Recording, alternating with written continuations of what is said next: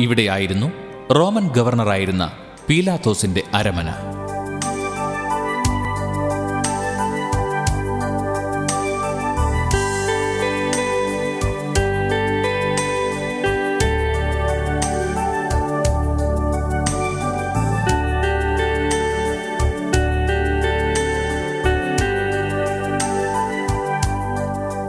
ഈ കാണുന്നത് ചമ്മട്ടിയടിയുടെ കപ്പേളയാണ്.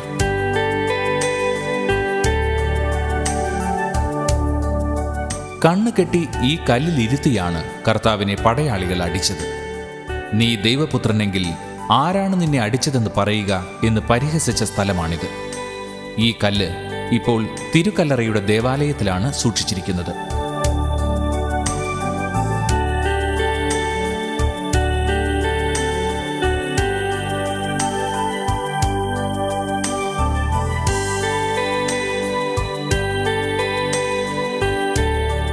ഇത് വിധിയുടെ ദേവാലയം.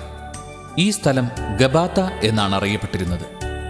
കർത്താവിനെ പീലാത്തോസ് വിചാരണ ചെയ്തത് ഇവിടെ വച്ചായിരുന്നു.